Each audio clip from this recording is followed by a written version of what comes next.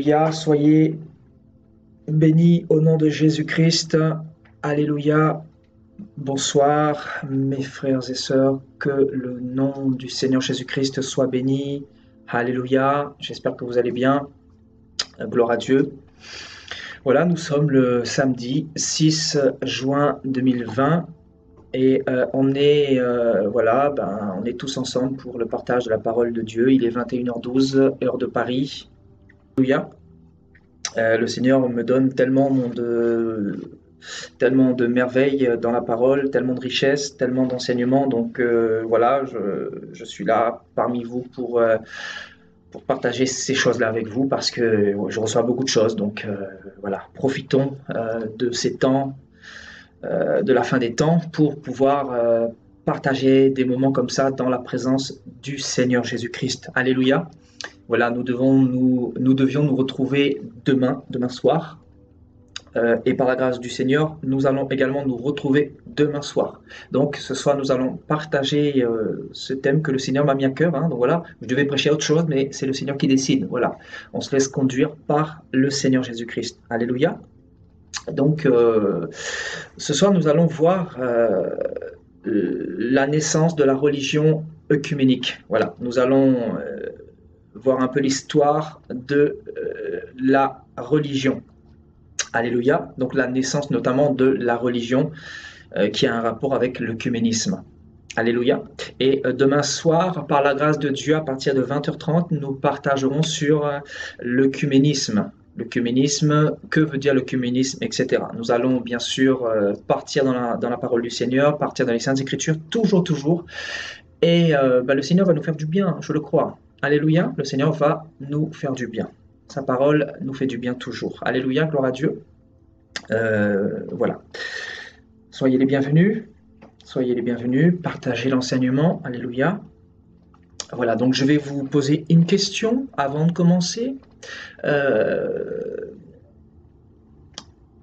Est-ce que vous savez quand a été créée la religion ? Voilà, je vais introduire un petit peu le message par cette question. Après, nous allons pouvoir commencer. Parce que ça va nous donner déjà une direction, ça va nous permettre de rentrer bien comme il faut dans le message. Donc, selon vous, dans la Bible, quand est née la religion ?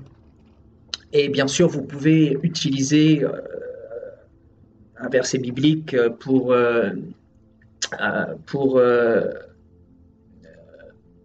développer ce que vous allez dire. Alléluia. Donc, je répète ma question pour tout le monde.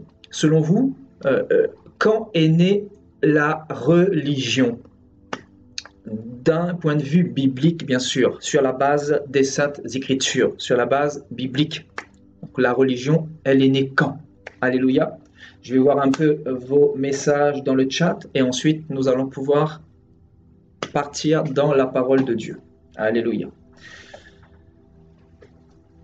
Alors, je vous laisse un petit peu mettre vos messages et ensuite nous allons commencer l'enseignement. Alléluia. Donc je répète pour les personnes qui viennent de nous rejoindre, voilà, soyez les bienvenus, que le Seigneur vous bénisse abondamment.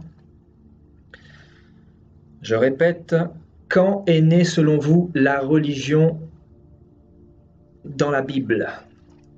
Quand est-elle née la religion ? Et c'est quoi la religion ? Donc voilà, je ne vais pas rentrer dans les détails pour l'instant. Je vais vous laisser un petit peu mettre vos écrits et ensuite, voilà, nous allons pouvoir rentrer dans le message. Alléluia. Je parle bien sûr de la religion, concrètement, la religion dans le monde. Voilà, la religion, voilà.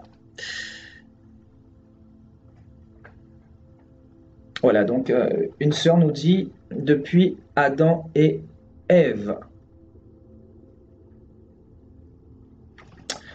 Il y a un autre frère qui nous dit « Au temps de Jésus ». Il y a quelqu'un qui nous dit « Depuis Moïse ». Il y a quelqu'un qui nous dit « La désobéissance d'Adam et Ève ». C'est de là qu'est partie la religion, nous dira cette sœur. Il y a un frère qui nous dit quand Jésus a dit à Pierre que sur ce rocher je construis mon église. Donc il y a beaucoup d'éléments qui sont dits ici. Donc c'est bien développer, et ensuite nous allons partir dans la parole du Seigneur. Alors donc la religion, d'un point de vue général, hein, bien sûr, quand est née la religion? Elle est née quand? Donc, il y a quelqu'un qui dit « Je pense avant la venue de Jésus sur la terre ». Voilà, donc ce soir, nous étudions, bien sûr,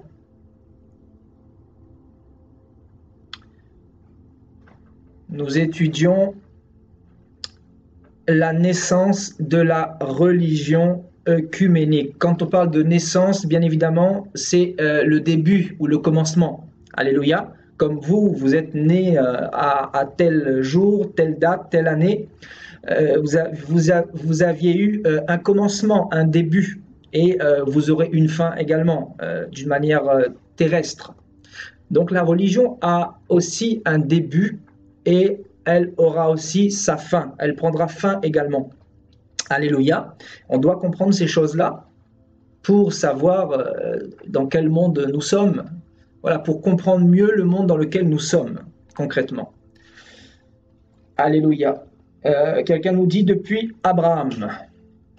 Voilà, il y a beaucoup d'éléments. Hein. C'est pour ça, vous comprenez pourquoi le Seigneur nous donne ces enseignements. Parce qu'il y a plusieurs personnes qui donnent plusieurs réponses, alors que bibliquement, il n'y a qu'une seule réponse qui est valable. Et nous allons partir dans les Saintes Écritures, encore une fois, pour comprendre quand est née la religion dans la Bible. Alléluia. Depuis le début.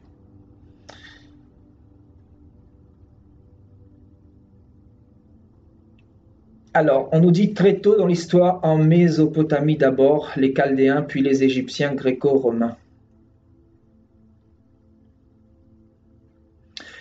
On nous dit, quand le peuple d'Israël s'est créé un veau d'or pour l'adorer. Je bénis Dieu pour toutes vos réponses parce que ça montre que cet enseignement est très important. Vous voyez, c'est pour ça qu'en fait, on a besoin d'enseignement. On a besoin d'être enseigné par le Seigneur. C'est très important, vous voyez. Aujourd'hui, malheureusement, on se rend compte que l'Église s'attarde plus sur les miracles que sur la parole, alors que c'est la parole qui nous délivre et qui nous donne les oracles de Dieu. Alléluia. Il y a quelqu'un qui nous dit après la Deuxième Guerre mondiale. Donc, je ne vois pas très bien le rapport, mais c'est une réponse quand même. Hein. Donc, alléluia. Voilà, je répète une dernière fois et nous allons partir dans la Bible pour comprendre quand est née la religion dans l'histoire de l'humanité. Alléluia. C'est important parce que le monde aujourd'hui est basé sur la religion. Donc, il faut bien qu'elle soit née quelque part et qu'elle vienne d'un endroit. Vous voyez ce que je veux dire? Donc, nous allons partir dans la parole dans quelques instants pour comprendre quand est née la religion. Alléluia.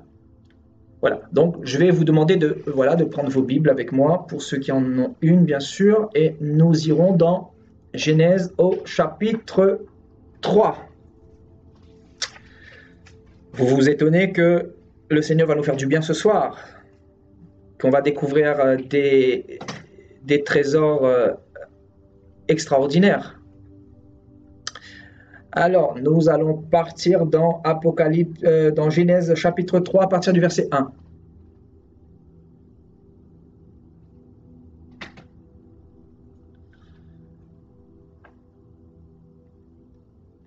Le serpent était le plus rusé de tous les animaux des champs que l'Éternel Dieu avait fait.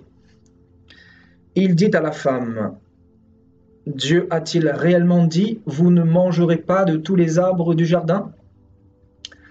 La femme répondit au serpent, « Nous mangeons du fruit des arbres du jardin.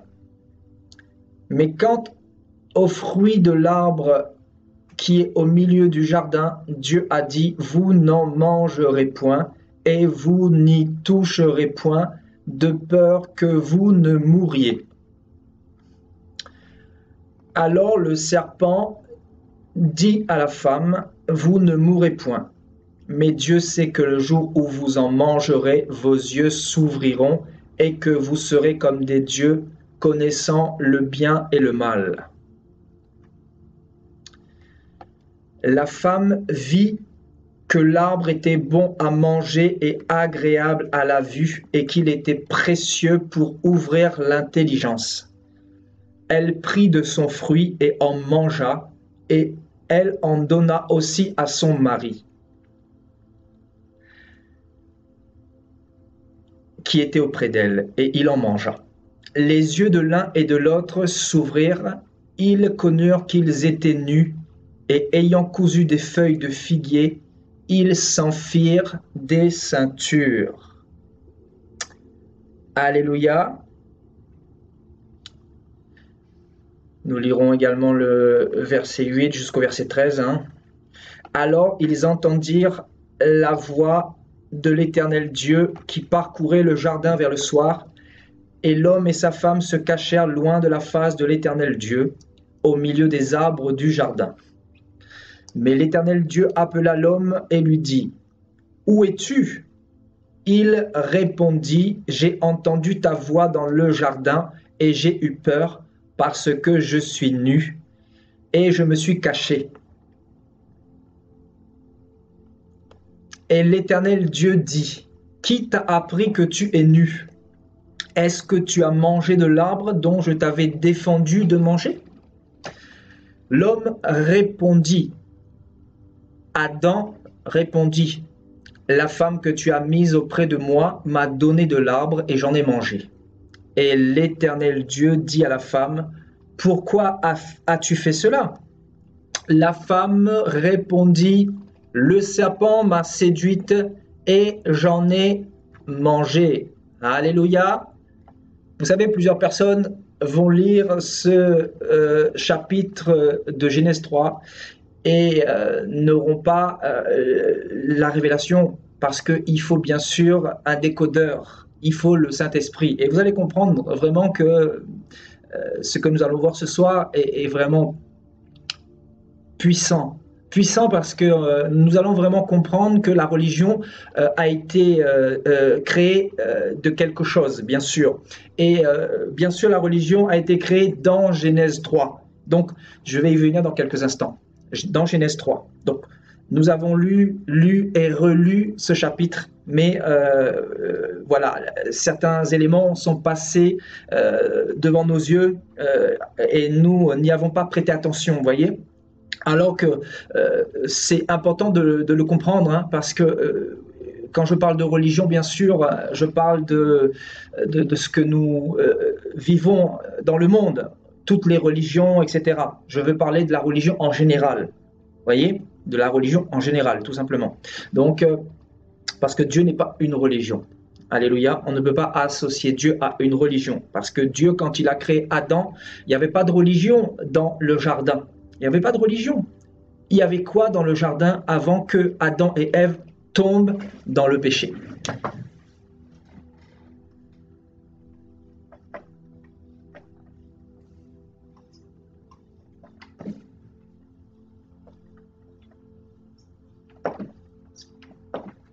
Donc, il y avait une relation. Alléluia. Donc, une relation du Seigneur envers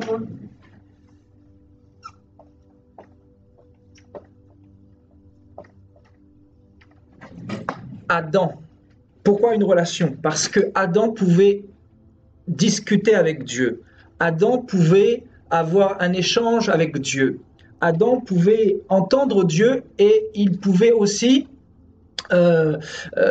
parler avec Dieu. Vous voyez, donc il y avait un échange mutuel qui se faisait envers le Créateur. Alléluia. Donc il y avait un échange. Donc il n'y avait pas de séparation. Vous voyez? Donc on ne parle pas de religion parce qu'il y avait une parfaite unité, une parfaite communion. Adam pouvait rentrer en relation avec Dieu facilement. Il a appelé son créateur et son créateur se présentait devant lui. Voyez?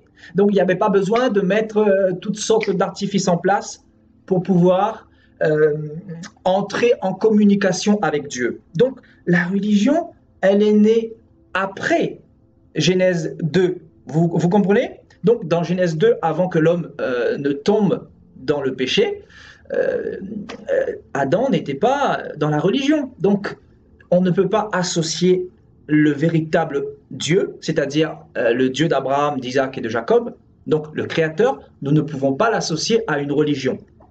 Ensuite, nous parlerons par rapport à ce que Jacques dira. Jacques dira, la religion sans tache ni ride consiste à visiter les veuves, à visiter les orphelins dans leurs afflictions, etc., de faire du bien aux pauvres, etc. Mais Jacques voulait mettre l'accent sur, quand il va parler de religion, c'est tout simplement parce que les êtres humains mettent tellement l'accent sur la religion qu'ils ont oublié l'essentiel. Donc Paul va reprendre un peu, Jacques va reprendre ce terme religion pour faire référence au véritable message de Elohim, c'est-à-dire l'amour, le partage, faire du bien à son prochain, etc., visiter les veuves, les orphelins, etc. Vous voyez, donc la relation, c'est ce que l'homme a perdu au commencement, c'est-à-dire dans Genèse 3, quand il va désobéir, il va perdre cette relation-là. Et quand il va perdre cette relation-là, la première chose qu'il va chercher à faire, ça sera de créer une religion, donc mettre un système en place pour pouvoir réentendre à nouveau la voix du Créateur, d'une manière parfaite comme au commencement. Vous comprenez? Donc, la religion, en fait, a pour but de mettre des rituels en place ou des méthodes humaines en place dans le but de rentrer en communication avec Dieu, dans le but d'échanger avec Dieu, comme au commencement, c'est-à-dire avant Genèse 3, avant la chute. Mais comme vous le savez, aujourd'hui, beaucoup parlent à Dieu et ils ont l'impression que Dieu ne les entend pas. Alléluia. Pourquoi?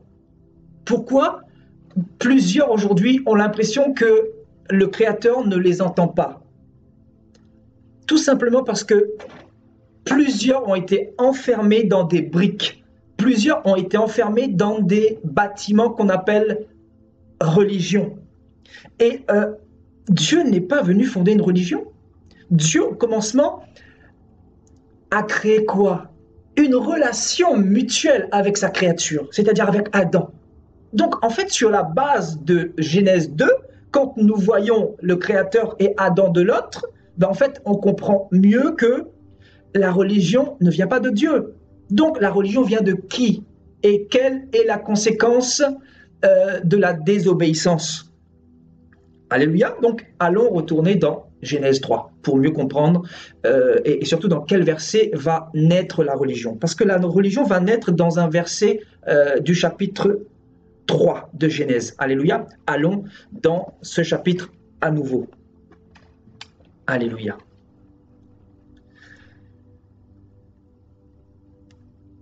Alors, on nous dit, la femme va être tentée par le serpent et la femme vit que l'arbre était bon à manger et agréable à la vue. Donc, elle était en train de succomber à la tentation. Et là, elle va littéralement pécher. Elle va désobéir à l'ordre que le Créateur avait donné. Cet ordre qui consistait à ne pas manger de l'arbre de la connaissance du bien et du mal. Parce que le jour où sa créature allait manger de cet arbre-là, elle allait mourir, sa créature allait mourir.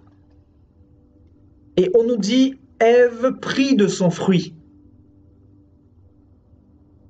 Elle va emmener ce fruit à sa bouche et elle va en manger. Et on nous dit, Ève va donner également de ce fruit à son mari. Vous voyez donc, la désobéissance d'Adam et Ève, les deux premières créatures du Créateur, c'est-à-dire Elohim. Et on nous dit que Adam également va en manger. Et ici, c'est le verset 7 qui nous intéresse. Vous voyez, donc juste après la désobéissance, regardez ce que va faire Adam et Ève. Juste après la désobéissance envers le Créateur. Regardez ce que va faire Adam et Ève. Les yeux de l'un et de l'autre s'ouvrirent. Donc on nous dit que leurs yeux vont s'ouvrir, c'est-à-dire concernant bien sûr le mal. Les semences du serpent vont rentrer dans leur cœur, dans leur vie. Et ils connurent qu'ils étaient nus. Donc ils vont avoir cette connaissance concernant la nudité. Donc auparavant, quand ils n'avaient pas péché, ils ne se rendaient pas compte de la nudité de l'autre, de la convoitise, etc. Ils n'avaient pas cette notion concernant la convoitise, concernant la séduction. Il n'y avait pas cet aspect séduction parce que le mal n'existait pas dans leur cœur. Donc on nous dit leurs yeux vont s'ouvrir premièrement. Deuxièmement, ils vont connaître qu'ils étaient nus, donc la notion de la séduction était entrée en eux. Et la troisième chose, ils vont se coudre des feuilles de figuier pour s'en faire des ceintures.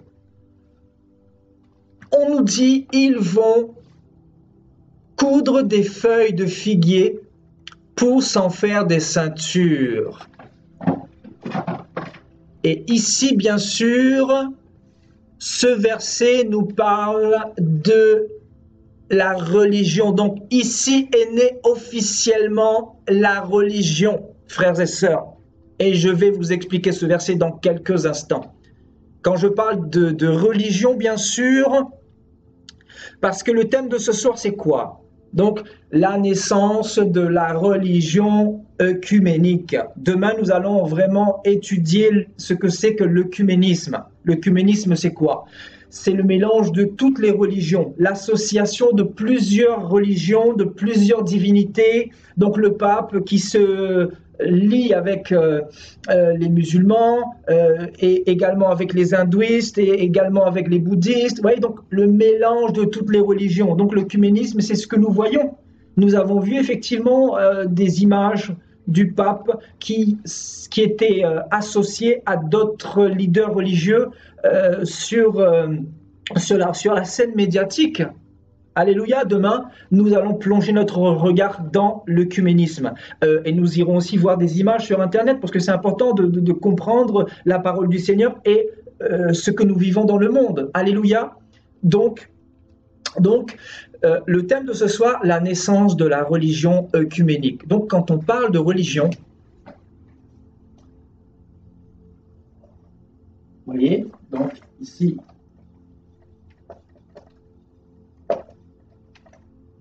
il est question, bien évidemment, de toutes les religions mondiales. Alléluia. Donc la religion englobe toutes les religions mondiales. Il est important de le souligner. Alléluia. Par exemple, ici, voilà.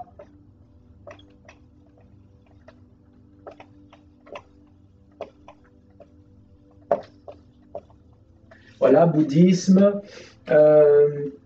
La religion hindoue, par exemple, voilà. Ici, vous avez, voilà, il y en a encore plusieurs, vous voyez ce que je veux dire? En fait, toutes les religions que vous pouvez retrouver dans le monde. Et le christianisme est aussi une religion. Alléluia. Donc, Jésus-Christ n'est pas venu fonder le christianisme. C'est pour ça qu'en fait, il nous faut changer de mentalité. Cet enseignement a pour but de réveiller notre intelligence et de nous ramener à la parole du Seigneur. Parce que le Seigneur n'est pas venu nous parler de catholicisme, il n'est pas venu nous parler de protestantisme, il n'est pas venu nous parler de témoins de Jéhovah. Mais ça vient d'où toutes ces choses-là? Voyez? Donc on comprend également que le christianisme du 21e siècle fait partie aussi de la religion. Et dans ce christianisme-là, vous avez ceux qu'on appelle disciples, mais qui ne s'associent pas à ce christianisme-là. Pourquoi? Parce que ce christianisme n'est pas celui du Seigneur Yahushua. C'est un christianisme paganisé. C'est un christianisme mélangé avec la vérité et le mensonge. C'est un christianisme rempli d'idoles. C'est un christianisme avec des fausses doctrines venues de l'enfer. Voyez? Donc, quand je parle de christianisme, il est bel et bien question de religion. Vous voyez? Parce que la religion, c'est ça, c'est un ensemble de dogmes. Moi, j'ai fait ma propre définition de la religion, que je vais vous lire dans quelques instants. Mais c'est un ensemble d'artifices, de dogmes qu'on a mis en place pour essayer d'entrer en relation avec Dieu. Vous voyez? Et si vous voulez, il y a plusieurs moyens que les hommes ont trouvés. Par exemple, le fait d'allumer une bougie. Vous voyez, donc c'est un exemple, hein, bien sûr. Hein. C'est un exemple. Donc, le fait d'allumer une bougie dans l'Église catholique et de dire un chapelet. Donc, tu entres en communication avec le divin. Donc, en fait, c'est une méthode. En fait, on comprend bien que la religion, en fait, c'est un ensemble d'artifices, un ensemble de méthodes humaines pour vraiment essayer de rentrer en communion avec le divin. Donc, en fait, la religion, en fait, c'est quoi? Ben, on comprend, en fait, que la religion représente tout simplement des méthodes qui viennent des hommes. La religion ne représente pas la méthode selon Dieu. Parce que la méthode selon Dieu, nous l'avons. Nous l'avons dans quoi? Ben, dans l'Évangile. Le Seigneur nous a montré le moyen de pouvoir entrer en relation avec lui. Et il a dit quoi? Il a dit, vous en savez le chemin. Et il dira quoi? Je suis le chemin, la vérité et la vie. Donc, en fait, Christ nous a donné le chemin, nous a ouvert la voie. Il nous a donné le moyen de pouvoir rentrer en relation avec le Père. Et donc, vous avez des gens dans ce monde qui ont été envoûtés, qui ont été aveuglés, qui ont été endoctrinés, qui ont été influencés, des gens à qui on a dit que pour rentrer en contact avec le Créateur, vous devez faire telle chose, telle chose, telle chose, telle chose, telle chose, mais n'ayant aucun rapport avec la saine doctrine. Donc il y a un problème. Donc en fait, la question de ce soir que le Seigneur veut nous poser également, c'est comment rentrer en relation avec le Créateur. Parce qu'il n'y a pas 50 moyens de rentrer en relation avec le Créateur. Souvenez-vous de la femme samaritaine. Quand le Seigneur la verra puiser de l'eau, etc., le Seigneur lui dira, hein, si tu viens à moi, tu boiras une eau qui pourra te satisfaire d'une manière éternelle. Si tu bois de cette eau de ce puits de Jacob, tu auras encore soif. Mais si tu bois de mon eau, l'eau que je donne, l'eau de la vie éternelle, tu n'auras jamais soif. Et la femme cananéenne dira quoi? La femme samaritaine dira quoi? Seigneur, donne-moi de cette eau, afin que je n'ai jamais soif, que je n'ai plus soif. En fait, cette soif, c'est quoi? C'est cette soif concernant le divin, concernant la volonté d'être en relation avec le Créateur. Donc, on comprend que la femme samaritaine, merci Saint-Esprit, parce que le Seigneur est en train de nous éclairer ce soir.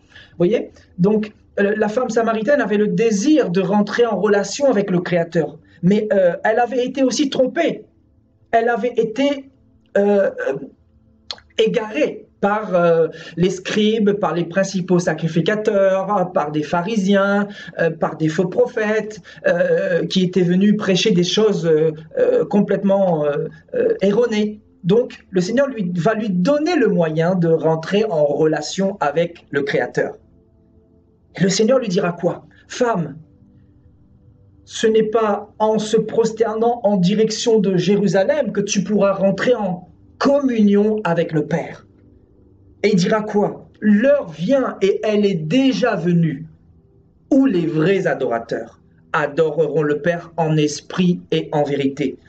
En fait, nous comprenons que un des moyens que le Seigneur a mis à notre disposition pour entrer en communion avec le Père, c'est déjà la prière.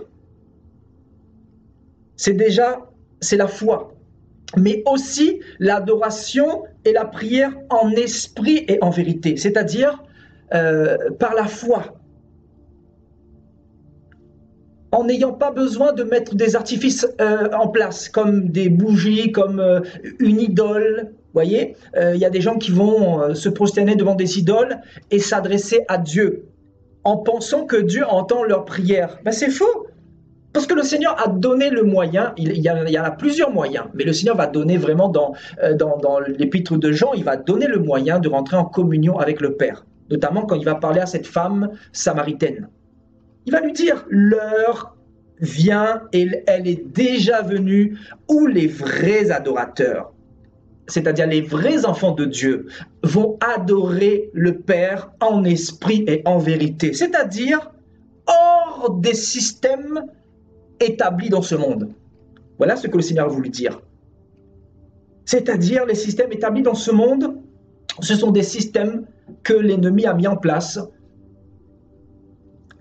dans le but de nous tromper. Ce sont des systèmes qui ne nous conduisent pas dans une relation avec notre Créateur. Donc, on comprend que la religion est une entité qui est née à partir de la chute d'Adam et Ève. Alléluia. La religion est née à partir de la chute d'Adam et Ève. Et nous allons vraiment plonger notre regard sur ce verset 7 de Genèse 3. Parce que c'est très important que nous comprenions ce verset-là, frères et sœurs. Parce que les écailles vont encore tomber des yeux ce soir, je le crois. Alléluia. Voilà, donc on nous dit quoi? On nous dit, ils ont cousu des feuilles de figuier, ils s'en firent des ceintures. Vous voyez? La première chose qu'ils vont chercher à faire, c'est se couvrir, c'est se cacher, cacher leur nudité. Alléluia. Donc, ici, les feuilles de figuier représentent la religion. La religion.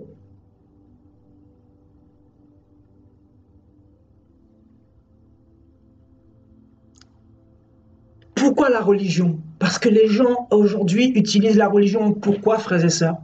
Ben, bien évidemment, pour cacher leurs imperfections. Parce que les gens qui sont dans des religions ont conscience de leur état pécheresse. La dernière fois, je vous disais que plus de 84% de l'humanité est plongée dans la religion. Et pour les 16 autres pourcents, ils sont aussi dans la religion. Il y a aussi des athées, il y a aussi des personnes qui se disent non-croyants, etc. Mais il y a quasiment toute l'humanité qui se retrouve plongée dans la religion. Donc, le Seigneur nous apprend que par cette statistique-là, l'homme est conscient qu'il est pécheur, il est conscient qu'il est mauvais, il est conscient qu'il fait beaucoup de fautes dans sa vie, il est conscient que sa conscience le condamne, il est conscient de ça. On peut ne pas être conscient du véritable Dieu, ne pas connaître le véritable Dieu, mais il y a quelque chose qui ne peut pas nous échapper, frères et sœurs. On est toutes et tous conscients qu'on est pécheurs. On est tous conscients qu'on a déjà menti une fois dans notre vie. On est tous conscients qu'on a fait quelque chose de mal dans notre vie. On est tous conscients du bien et du mal. On sait ce qui est bien, on sait ce qui est mal. Donc, c'est là que la religion rentre en compte. Et la religion vient pour essayer de cacher ce côté pécheur, ce côté mauvais. Vous comprenez? Mais est-ce que la religion est une solution? Est-ce que la religion change les cœurs? Je vous pose la question. Parce que nous qui avons grandi dans la religion, nous qui avons vu des personnes issues de plusieurs religions, est-ce que leurs vies ont été transformées? Est-ce que leurs vies ont été changées? Est-ce que leur religion a permis qu'ils puissent avoir le salut? Est-ce qu'ils ont la conviction véritable d'être en relation avec le Créateur? Parce que c'est ça la question. C'est bien beau de dire, ben moi je suis dans telle religion, moi je suis dans telle religion, moi je suis dans telle dénomination, moi je suis ci, moi je suis ça, moi je suis ci, moi je suis ça. C'est bien beau. Mais la véritable question à se poser, est-ce que je suis en relation avec mon Créateur? Aïe, aïe, aïe, aïe, aïe. Aïe, aïe, aïe, aïe. Quelle question. Quelle question. Est-ce que je suis en relation avec celui qui m'a créé? Avec celui qui a soufflé dans mes narines pour que je puisse me mouvoir, pour que je puisse bouger, pour que je puisse respirer, pour que je puisse vaquer à mes activités, pour que je puisse me réveiller, pour que je puisse aller au travail, pour que je puisse avoir une famille, etc., pour que je puisse avoir une vie, etc. Est-ce que je suis en relation avec celui qui m'a donné le souffle de vie? Waouh! Ah, la question à se poser.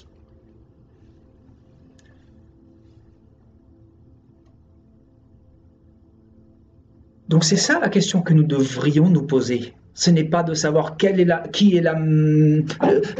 meilleure religion, etc. Voilà sur quoi est établi le monde actuellement. Moi, j'ai cette religion-là qui est meilleure que la tienne. La tienne, elle n'est pas mieux que la mienne, etc. Et ça provoque quoi ça? Ça provoque des guerres. Des guerres. Depuis Genèse 3, depuis que la religion est officiellement née, depuis que la religion a officiellement pris naissance, le monde n'a jamais cessé de connaître des guerres, des chaos, des conflits, etc. Et si vous voulez, nous aurons l'occasion d'aller dans l'histoire pour vous montrer que ce que je dis, ce n'est pas un mensonge. Regardez l'histoire de l'Église catholique. On a voulu imposer la foi catholique à des millions de personnes.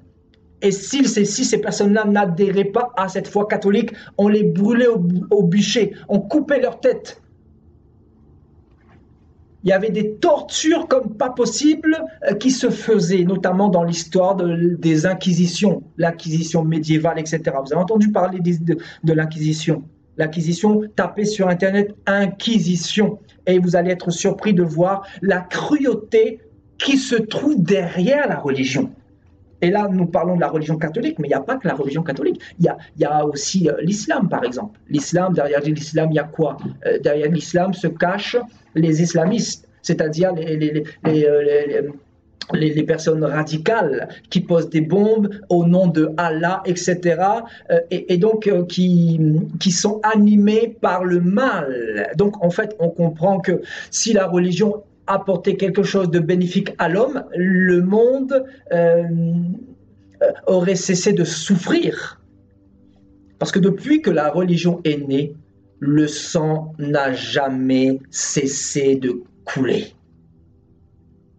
Donc on doit comprendre la parole. D'où vient la religion? Et regardez ça, quand je vous dis que ici était née la religion officiellement, c'est-à-dire dans la conscience de Ève, dans la conscience d'Adam, ils avaient perdu la gloire de Dieu. C'est-à-dire, ils n'étaient plus en relation parfaite avec Dieu. On nous dit que Dieu va s'approcher d'Adam pour venir voir ce qui s'était passé. Parce qu'on nous dit que le Créateur s'est rendu compte qu'il y avait un problème de relation. Il y avait un problème de relation parce que Adam et Ève ont désobéi. Ils ont mangé dans le fruit. Donc la désobéissance, en fait, ce soir, le Seigneur nous dit que la désobéissance nous coupe de la relation avec notre Père, avec notre Créateur.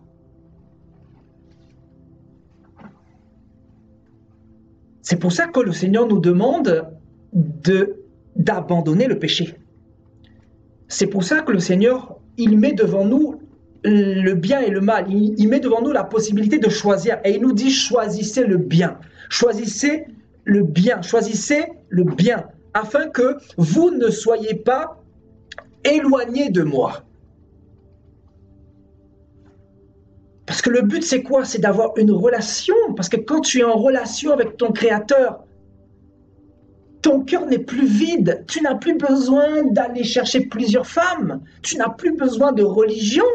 Tu n'as plus besoin de système d'hommes. Tu n'as plus besoin de faire une dizaine de chapelets tous les jours. Voilà, la religion, c'est quoi? On te dit récite 10 fois Notre Père. Récite 20 fois Je vous salue Marie. Récite 15 fois Je crois en Dieu. Voilà comment parle la religion. Comment parle la religion? La religion parle ainsi. Si tu ne vas pas à l'église le dimanche, Dieu ne pourra pas te bénir. Ça, c'est la religion. C'est des méthodes humaines qu'on a mis en place pour faire émerger une pseudo-piété. La piété. Paul dira quoi? Beaucoup auront l'apparence de la piété. Quand Paul dit ça, là, il fait référence à quoi? Il fait référence à des personnes qui sont devenues profondément ancrés dans la religion. Dans la religion. C'est-à-dire, ils sont ancrés dans la religion. Ils sont assis dans la religion. Ce qui fait qu'ils ne prennent plus soin de leur cœur ou de leur âme, mais ils vont prendre soin de l'extérieur. Ce qui fait que l'Église devient charnelle. L'Église n'est plus spirituelle. Parce que l'Église spirituelle, écoutez bien, hein, l'Église spirituelle, c'est l'Église dans la liberté. C'est l'Église qui suit le Seigneur. C'est l'Église qui marche selon le Saint-Esprit. L'Église selon le Seigneur, c'est l'Église en qui il n'y a pas de joug. On ne peut pas mettre des jougs dans l'Église du Seigneur. Le Seigneur a dit quoi? Voici, vous êtes mes disciples, je vous envoie aux quatre extrémités de la terre. Allez et faites de toutes les nations des disciples. Chassez des démons, purifiez des lépreux, ressuscitez des morts. Voici, je vous ai donné le pouvoir de marcher sur les démons, les scorpions et toute la puissance de l'ennemi, et rien ne pourra vous vaincre. Et l'ennemi, qu'est-ce qu'il est venu faire? Il est venu établir des systèmes, des mini-systèmes, des dénominations, et vous embrigadez là-dedans bien comme il faut, vous formatez bien comme il faut, afin que vous ne soyez plus en relation avec votre Créateur. Et bien sûr, il va utiliser le mot chrétien. Il va vous dire, oui, bah, vous êtes chrétien, mais pas selon... Voilà, il ne vous dira pas que vous n'êtes pas chrétien selon la Bible. Il ne vous dira pas ça. Il vous dira, vous êtes chrétien, voilà, vous êtes chrétien, oui, mais il ne vous dira pas la vérité. C'est-à-dire, être disciple selon la parole, c'est être en relation avec le Seigneur. Dans Jean 15, le Seigneur dira quoi? Je suis le cep, vous êtes les sarments. C'est-à-dire, si le cep n'est pas attaché au sarment, le Seigneur dira quoi? Sans moi, vous ne pouvez rien faire. C'est-à-dire, sans moi, vous ne pouvez rien faire. Sans son esprit, vous ne pouvez rien faire. En fait, c'est une question de relation. S'il n'y a pas de relation, on ne peut pas servir le Seigneur. C'est pour ça que quand on perd la relation, on devient tiède. Quand on perd la relation, il y a la mort spirituelle qui commence à s'installer. Quand on parle de mort spirituelle, on parle de la relation qui est rompue. La relation qui est rompue. Il n'y a plus d'échange véritable. Les prières de la créature envers le Créateur ne passent plus. Les prières ne montent plus. Pourquoi? Parce que pour que les prières montent, vous avez besoin d'être dans cette liberté totale. Cette liberté qui consiste à ne pas être enfermé quelque part, ne pas être contrôlé par un homme, ne pas être contrôlé par un système. Et nous devons comprendre cet enseignement-là pour pouvoir nous émanciper et comprendre la volonté de Dieu pour nous. Parce que si nous voulons vivre la gloire de Dieu dans cette fin des temps, nous devons comprendre l'Évangile. Nous devons comprendre la parole du Seigneur. Et la parole du Seigneur nous montre clairement que la religion va naître dans Genèse 3.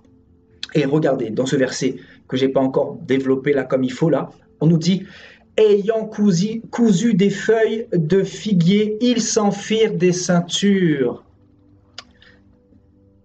Vous savez ce terme grec là, coudre, ce terme grec coudre. Je vais mettre au tableau.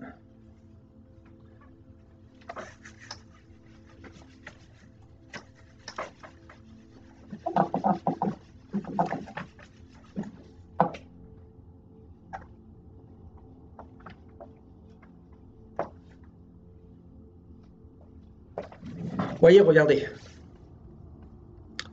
On nous dit, ayant cousu des feuilles de figuier, ils s'en firent des ceintures.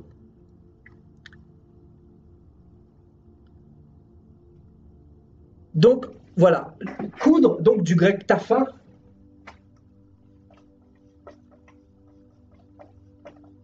veut dire aussi relier ensemble.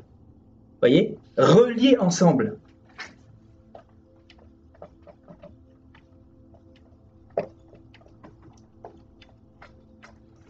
C'est pour ça que, en fait, l'Esprit me parlait dans ce verset de l'œcuménisme. L'œcuménisme, c'est quoi? C'est l'association de plusieurs religions, c'est-à-dire relier ensemble, c'est-à-dire on s'associe ensemble. Et en fait, ici, on comprend clairement que le nouvel ordre mondial va aussi prendre naissance. Parce que le nouvel ordre mondial, c'est quoi? C'est l'association de toutes les religions. Concrètement, toutes les religions sautent pour laisser la place à l'homme impie, c'est-à-dire au faux prophète. Vous voyez, donc la racine de la religion a pris naissance dans Genèse 3, au verset 7. Et la première chose que Adam et Ève vont vouloir faire, ils ne vont pas consulter Dieu. C'est ça le pire. On comprend qu'ils ne vont pas s'adresser à Dieu, dire « Seigneur, pardonne-nous, on a fait une erreur, on a fait une faute ». Je pense que s'ils avaient demandé pardon, peut-être les choses se seraient passées différemment. Mais la première chose qu'ils vont faire, c'est prendre des feuilles de figuier. Vous voyez, plusieurs feuilles de figuier. Vous voyez, c'est très important. Hein, vous voyez, on nous dit.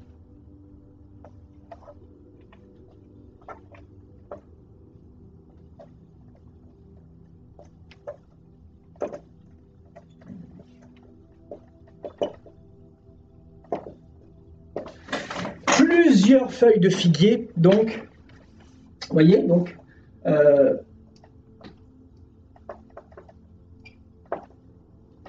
voilà. Ils vont prendre plusieurs feuilles de figuier. Ils vont les relier ensemble. Vous voyez?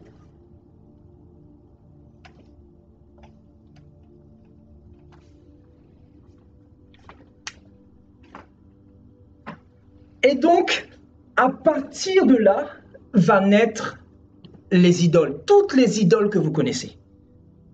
C'est-à-dire Shiva, Kali, Brahma, Vishnu, Isis, Horus, Osiris. Vous avez quoi encore? Vous avez la Diane des Éphésiens. Vous avez la Marie des catholiques. Parce que ce sont des faux dieux. On a fait croire que c'était la vraie Marie, mais c'est la fausse Marie, vous comprenez? Donc, ici va naître également Bouddha. Donc, plusieurs feuilles de figuier qui représentent ici la religion mondiale. Et donc, on nous dit que Adam et Ève vont relier toutes les feuilles de figuier ensemble. C'est-à-dire, elle a voulu, Adam et Ève, ils ont voulu en fait se mettre dans un système, au milieu d'un système humain. Parce que les feuilles de figuier, là, c'était une création humaine. Enfin, quand je dis une création humaine, c'était une trouvaille humaine, une solution humaine. Donc, la religion, en fait, représente des pratiques créées par des hommes. Parce que ici, qui est-ce qui a inspiré à Ève et à Adam de mettre des feuilles de figuier autour d'eux? Ce n'est pas le Créateur, mais pas du tout. Parce que la volonté du Créateur, c'était d'être en relation, et nous savons que les feuilles de figuier nous coupent de cette relation-là. Les feuilles de figuier nous coupent de la relation avec notre Père.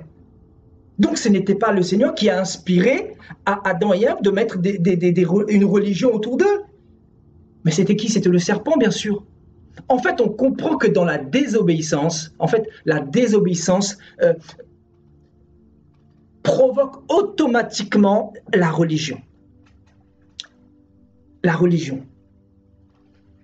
Parce que si tu n'es pas avec Dieu, forcément, il te faudra trouver un moyen pour apaiser ta conscience. D'une manière temporaire ou d'une manière prolongée, je ne sais pas.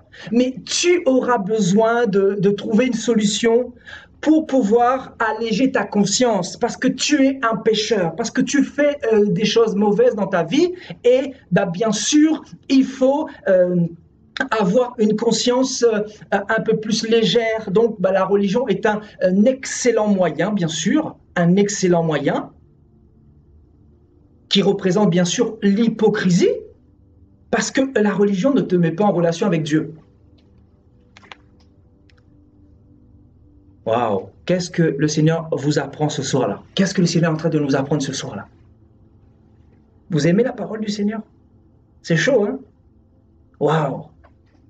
Donc, plusieurs feuilles de figuier, c'est-à-dire non pas une, non pas deux, non pas trois, mais plusieurs. Les feuilles de figuier représentent quoi? Représentent Bouddha, représentent l'islam, représentent l'hindouisme, représentent toutes les divinités que vous retrouvez derrière toutes les religions mondiales. Et dans toutes les religions, frères et sœurs, il y en a plusieurs, hein, les religions, il y en a plusieurs. Il y a des grands courants religieux, comme l'islam, comme le christianisme, comme le bouddhisme, etc. Mais dans toutes ces religions, il y a encore, il y a plusieurs mini-religions dans ces grandes religions-là. Par exemple, dans le bouddhisme, il y a le taoïsme, etc. Il y a plusieurs petites religions à l'intérieur. Donc, en fait, la religion, c'est vaste. Vous voyez, donc il y a plusieurs religions. Et toutes ces religions-là, plus tard, vont former, bien sûr, le gouvernement mondial. Et nous sommes déjà dans ce gouvernement mondial. Mais, bien sûr, officiellement, quand l'homme impie va venir, ça va représenter, en fait, concrètement, le nouvel ordre mondial représente quoi? Représente le monde entouré par la religion. En fait, on comprend ce soir. Le Seigneur nous montre par là que les plans de l'ennemi, sur la base de Genèse 3 au verset 7, les plans du serpent étaient de couper la relation que l'humanité avait avec Dieu. Waouh! Donc, en fait, quand on parle de religion mondiale, c'est-à-dire, on vient coudre toutes les feuilles de figuier. Écoutez bien, on vient relier ensemble toutes les feuilles de figuier pour créer un seul gouvernement, pour créer une seule religion unique. Et donc, qui dit religion unique, dit humanité entourée par la religion, c'est-à-dire entourée par un représentant, entourée par un dictateur. Donc, une religion qui adore ou qui vénère un faux Dieu et, par définition, qui n'est pas en relation avec le véritable. On nous dit que le faux prophète va jusqu'à s'asseoir dans le temple de Dieu, se proclamant lui-même Dieu. Waouh! Qu'est-ce que le Seigneur nous apprend ce soir-là? Waouh! Donc, on nous apprend que la religion mondiale que le diable est en train de mettre en place là, c'est pour de manière définitive nous couper de la relation avec le Père. Ben oui, parce que la religion nous coupe du Père, du Créateur. Donc ici, dans Genèse chapitre 3, verset 7, les religions vont naître, et notamment la religion mondiale. Vous voyez, donc en fait, le nouvel ordre mondial, officiellement, oui, c'est vrai qu'il va être représenté dans Genèse 11. Nous avons vu la tour de Babel, etc. Mais la semence du nouvel ordre mondial, la pensée prophétique du nouvel ordre mondial, Nous la retrouvons dans Genèse 3 au verset 7. C'est-à-dire la semence, la racine, parce qu'il fallait une racine pour que la tour de Babel puisse prendre naissance, etc. Vous comprenez? C'est-à-dire le nouvel ordre mondial que vous voyez aujourd'hui, il fallait une racine quelque part. Il fallait que cette racine prenne naissance. Et elle a pris naissance quand? Elle a pris naissance dans le verset 7 de Genèse 3. Aïe, aïe, aïe, aïe, aïe, aïe. Qu'est-ce que le Seigneur nous apprend? Et je vous assure, ce soir-là, moi aussi, je prends une claque comme vous. C'est des choses que le Seigneur me donne là, ça me fait du bien, beaucoup, beaucoup, beaucoup. En fait, le Seigneur est en train de nous apprendre que la religion est un tissu de tromperie. Moi, je l'ai toujours su, mais quand on voit la parole sous cet angle-là, on se dit, mais... Et on comprend mieux pourquoi on a été embrigadé dans ces religions-là. Et l'ennemi, en fait, il utilise qui? Il utilise nos ancêtres, il utilise nos parents, etc. En fait, il va vraiment en profondeur, hein. C'est-à-dire au cours des siècles, il met des systèmes bien en place pour nous les inculquer. En fait, c'est comme un héritage diabolique qui veut donner à toutes les créatures humaines. Et ça, c'est terrible. C'est terrible. Récemment, nous avons vu que ce qui a fait tomber l'humanité dans le péché, c'est quoi? C'est une prédication, la prédication du serpent. Le serpent prêche très très bien. Et donc, une seule prédication a plongé toute l'humanité dans la mort spirituelle, dans la déconnexion d'avec le véritable Dieu, le véritable Elohim. Et donc, on comprend pourquoi dans les religions aujourd'hui, il y a plusieurs prophètes, il y a plusieurs docteurs, il y a plusieurs évangélistes, il y a plusieurs enseignants, il y a plusieurs prêtres, il y a plusieurs cardinaux, il y a des personnes qu'on appelle le pape, etc., qui prêchent la parole. On comprend mieux. On comprend mieux parce que dans la religion, la spécificité, c'est quoi? La spécificité de la religion, c'est aussi l'enseignement, mais l'enseignement qui ne vous met pas en relation avec le Créateur. C'est-à-dire, la religion ne vous met pas ne vous met pas en relation avec le Créateur. La religion vous met en relation avec les hommes, avec la terre, avec le terrestre, avec les hommes. C'est-à-dire, les hommes reçoivent toute l'adoration. Et derrière, bien sûr, derrière les hommes qui reçoivent l'adoration, bien sûr, il y a les démons, il y a les esprits. Parce que derrière chaque religion, il y a un démon. Il y a une entité, et nous l'avons vu dans Apocalypse 13. On nous parle de la bête, du dragon, de la bête et du faux prophète. Donc derrière la religion, c'est des choses qu'on a déjà vues. Derrière la religion, il y a quoi? Il y a le faux prophète. Vous voyez? Et qui dit faux prophète dit adoration. Donc il veut se faire adorer. Et donc il va utiliser des supercheries. Et il va commencer par qui? Par les deux êtres humains que Dieu va créer au commencement. Donc, dans Genèse 3, voyez, ayant cousu, voyez, les yeux de l'un et de l'autre s'ouvrirent, ils connurent qu'ils étaient nus, et ayant cousu des feuilles de figuier. Donc, vous voyez, la nudité représente quoi ici, là? On nous dit, Adam et Ève connurent qu'ils étaient nus. Donc, la nudité représente quoi? La honte. C'est-à-dire la honte par rapport à quoi? La honte par rapport au péché dans lequel tu es. C'est-à-dire, tu veux faire le bien, mais dans ta chair, il y a le péché, il y a le mal. C'est plus fort que toi. Tu fais du mal involontairement, même je dirais. Ce qui fait que pour cacher ce mal, pour cacher cette nudité, parce que c'est ça la nudité, c'est le péché. Tu es couvert de péché. Tu es entouré de péché, tu es entouré de ténèbres. Donc ces ténèbres-là ont besoin d'être cachées. Et comment cacher ces ténèbres? On met des feuilles de figuier, c'est-à-dire la religion. Aïe, aïe, aïe, aïe, aïe, aïe, aïe. Donc on comprend pourquoi les gens qui vont dans des religions ne changent jamais. On comprend pourquoi, quand les gens vont dans des religions, et juste après, ils continuent à fumer le cannabis, à fumer la cigarette, à coucher avec des femmes, à tromper leurs femmes, à battre leurs femmes, etc. On comprend mieux la religion. Mais bien aimé,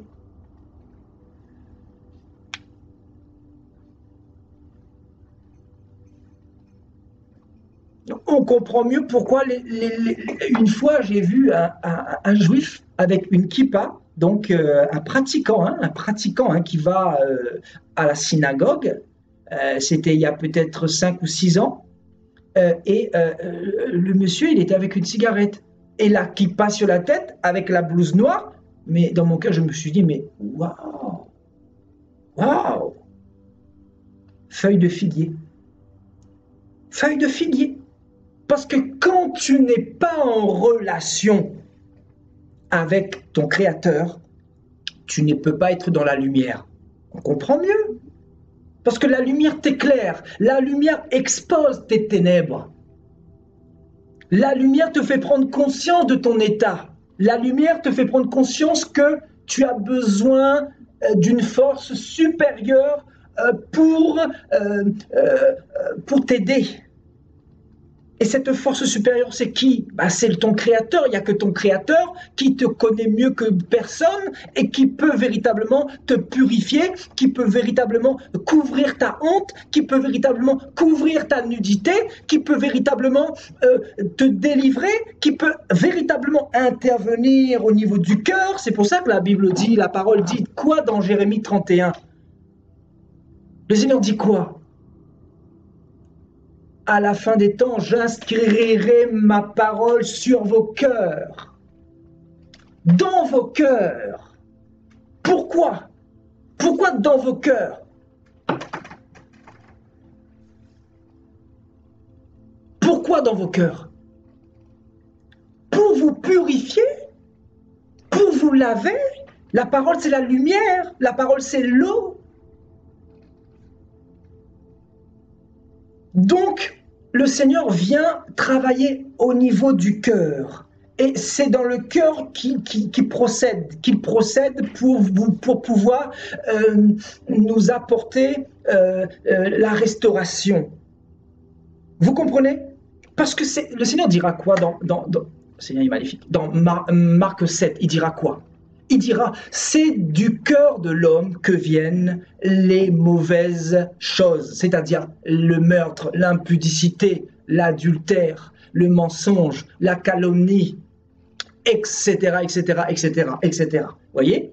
C'est du cœur de l'homme que viennent toutes les mauvaises choses, les maux de ce monde, M-A-U-X, les problèmes de ce monde, etc. Donc le Seigneur, lui, il veut faire quoi?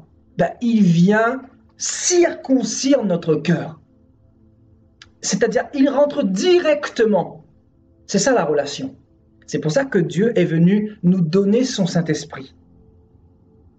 Son Saint-Esprit qui nous permet d'être lavés, qui nous permet de rejeter les culpabilités de l'ennemi. Parce que l'ennemi, en fait, concrètement, je vais vous dire, la Bible dit dans Apocalypse 12, il est l'accusateur de toutes les nations. Il est l'accusateur de tous les habitants sur la surface de la terre. C'est-à-dire, il nous accuse les enfants de Dieu, mais il accuse aussi les pécheurs, les païens, les religieux, il accuse tout le monde. Waouh! Et donc, l'humanité se retrouve accusée déjà dans sa conscience parce qu'il reconnaît qu'il est pécheur. Et dans un deuxième temps, il y a le diable qui l'accuse également. Donc, il se retrouve avec deux accusations, c'est-à-dire sa propre conscience et le serpent qui l'accuse également. Donc, il faut un moyen pour calmer ces accusations-là, il faut un moyen. Comment l'ennemi va faire? Il va mettre la religion. Il va mettre la religion. Voilà. Au moins, on se sentira moins accusé pendant un dimanche, par exemple. Voilà, on va à l'église le dimanche ou à la mosquée, on fait des prières et on sort de là, notre conscience est un peu meilleure, vous voyez, notre conscience est un peu plus allégée. Voilà. Et là, on est mieux, on est plus disposé à aller pécher de nouveau. Vous voyez? Voilà la religion. Tandis que Dieu, lui, il vient écrire sur notre cœur, c'est-à-dire la relation. La relation du Seigneur consiste à écrire sur notre cœur. il vient écrire sur notre cœur. Et il dira même, personne n'enseignera plus son semblable. C'est-à-dire, le Saint-Esprit lui-même, il vient t'enseigner. C'est-à-dire, il vient te faire prendre conscience que telle et telle chose est mauvaise. Il vient tout simplement te rappeler tout ce que Jésus a dit. C'est-à-dire, moi, ce que je te dis, ce n'est pas nouveau, ce n'est pas quelque chose de nouveau. L'onction que Dieu m'a donnée, c'est une onction que tu as dû recevoir aussi lors de ta conversion. Et quand tu lis la parole, cette parole, c'est ça l'onction. Et cette parole te rappelle ce que le Seigneur a dit. C'est-à-dire, le Seigneur, par son esprit, il a écrit sur ton cœur. Et c'est ça qui est le signe de la relation entre toi et Dieu, c'est sa parole.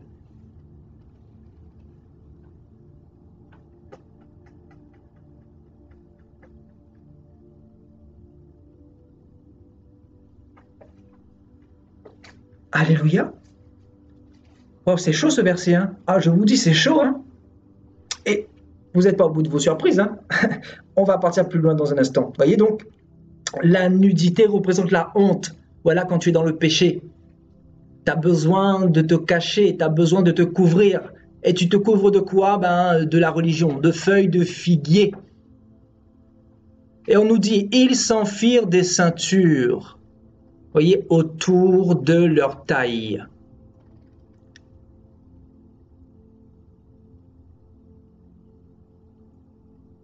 Vous voyez, les ceintures, ça représente quoi? Représente aussi, représente tous les artifices. Vous voyez, je vais vous donner la définition que moi, j'ai donnée à la religion et la définition que Internet a donnée aussi à la religion. On nous dit qu'il n'y a pas vraiment de définition exacte de la religion.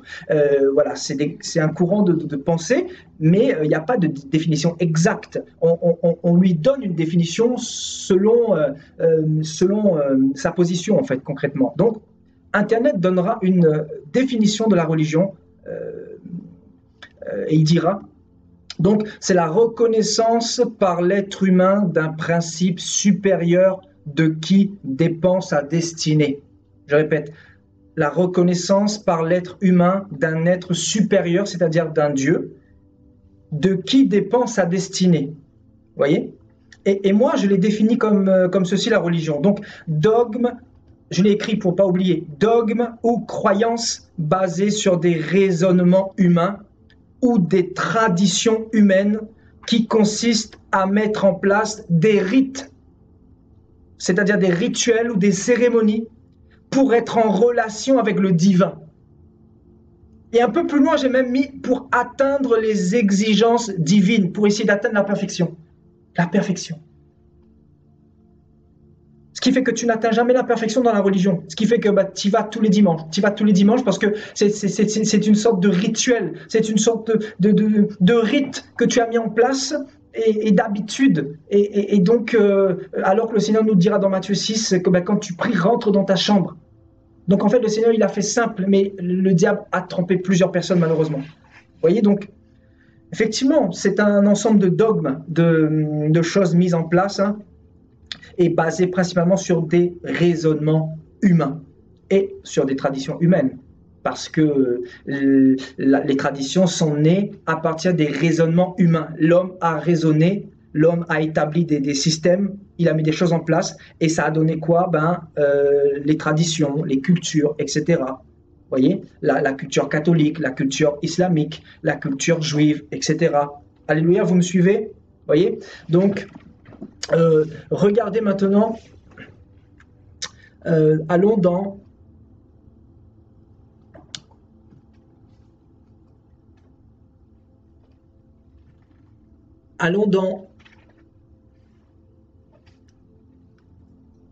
Marc 11.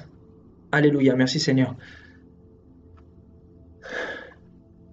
Regardez ici, à partir du verset 12, on lira.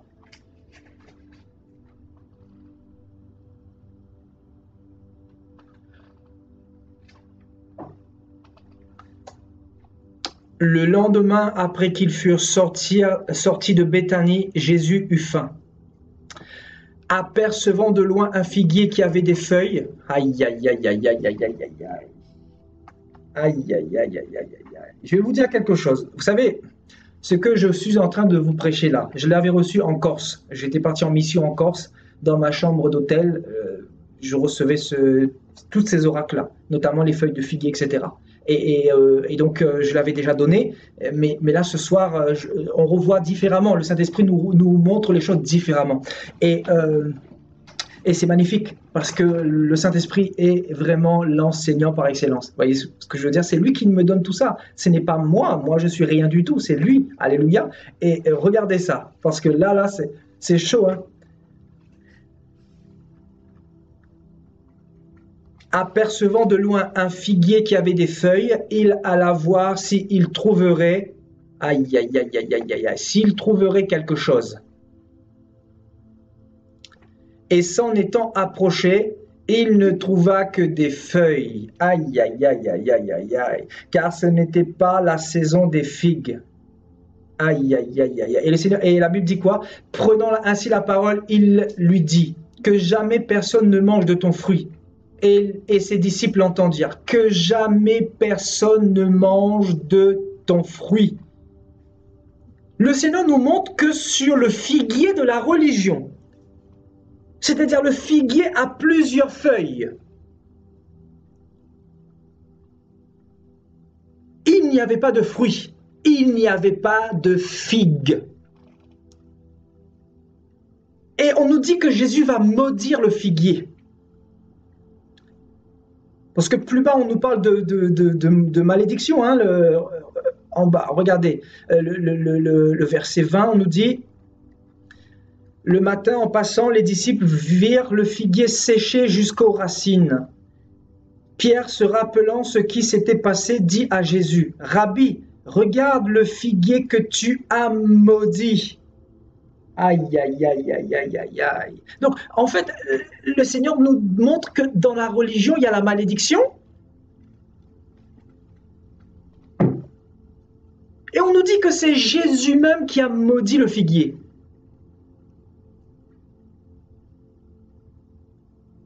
Waouh! Waouh! Mais qu'est-ce que le Seigneur nous dit ici, là? Et pourquoi? Je pose la question pour savoir si vous avez bien suivi, je vais revenir sur ce chapitre-là. Pourquoi le Seigneur va maudire le figuier, frères et sœurs? Est-ce que vous suivez bien l'enseignement? Mettez un petit peu sur le chat, on va voir si vous avez suivi l'enseignement. Pourquoi le Seigneur va maudire le figuier, frères et sœurs?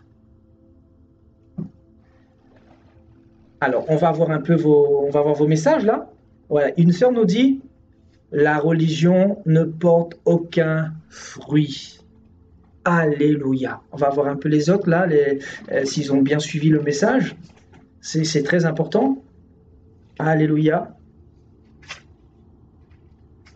Donc, allez-y, j'attends vos messages hein, avant de continuer. Donc, on nous dit, les disciples vont se rappeler ce qui s'était passé. Et ils vont dire à Jésus, « Rabbi, regarde le figuier que tu as maudit. Il a séché. »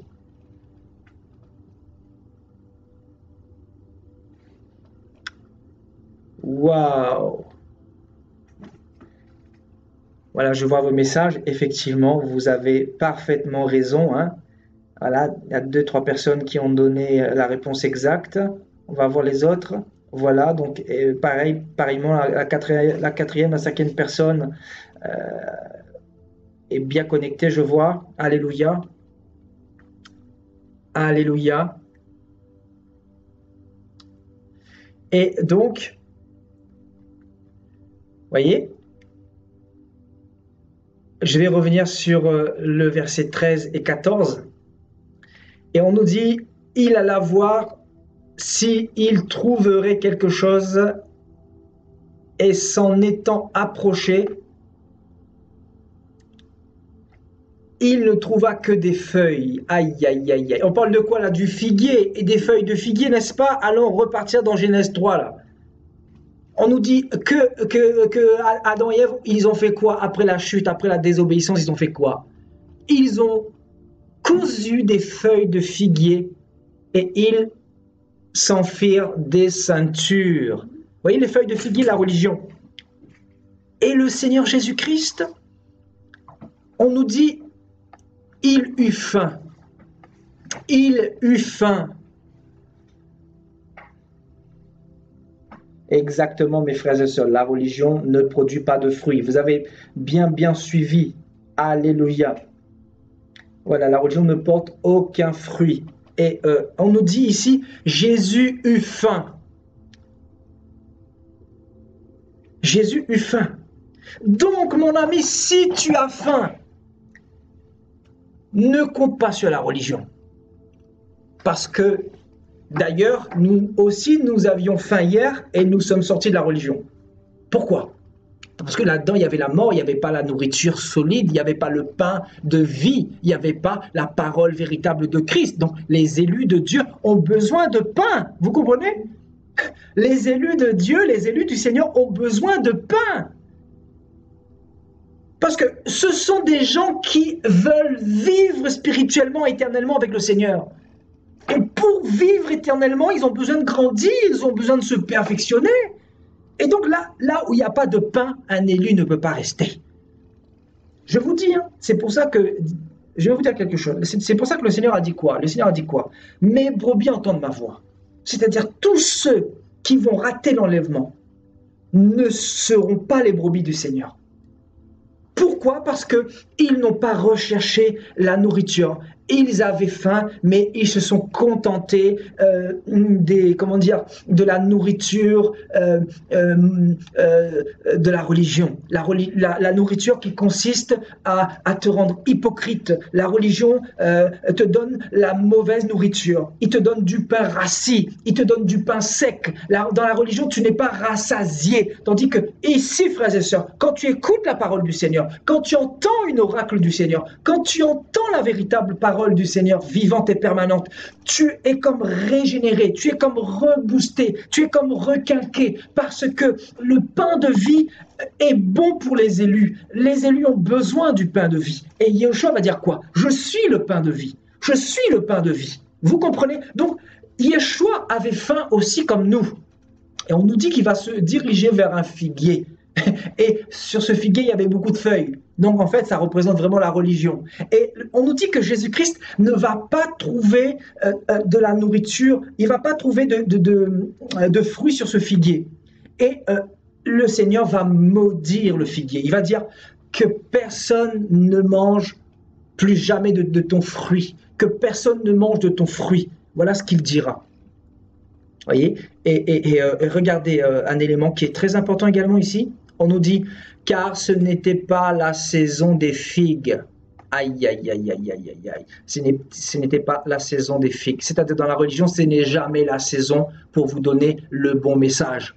Dans la religion, ce n'est pas la saison pour vous parler du retour de Jésus-Christ. C'est pour ça qu'on ne vous parle pas du retour de Jésus. C'est pour ça que dans les églises, on vous prêche l'argent pour vous dépouiller. C'est pour ça que dans les églises, on ne vous parle pas du royaume des cieux. C'est pour ça que dans les églises, on vous parle que des choses terrestres. Parce que ce n'est pas la saison des figues.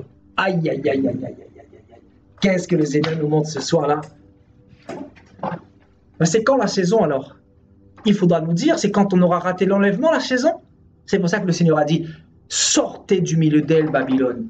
Sortez du milieu de Babylone, mes enfants. Sortez de ces systèmes contaminés qui ne vous donnent pas du fruit. Et le Seigneur dira quoi également? Il dira, vous les reconnaîtrez à leurs fruits. Dans Matthieu 6, il dira, vous reconnaîtrez les faux prophètes à leurs fruits. C'est à leurs fruits que vous les reconnaîtrez.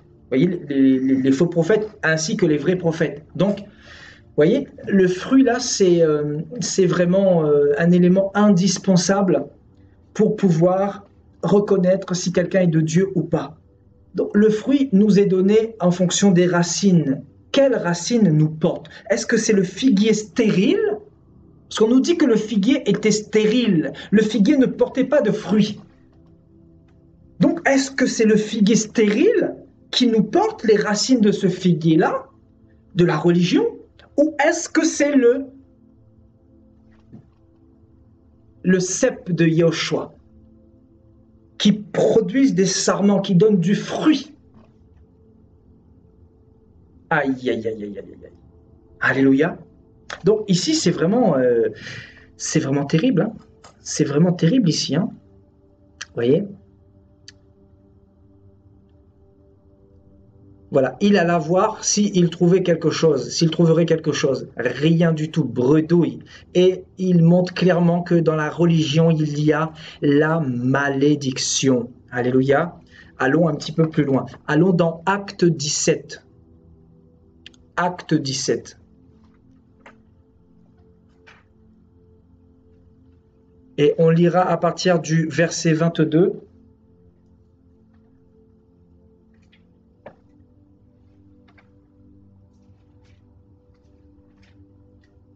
À partir du verset 22. Paul, debout au milieu de l'aréopage, dit: Hommes athéniens, je vous trouve à tous égards extrêmement religieux.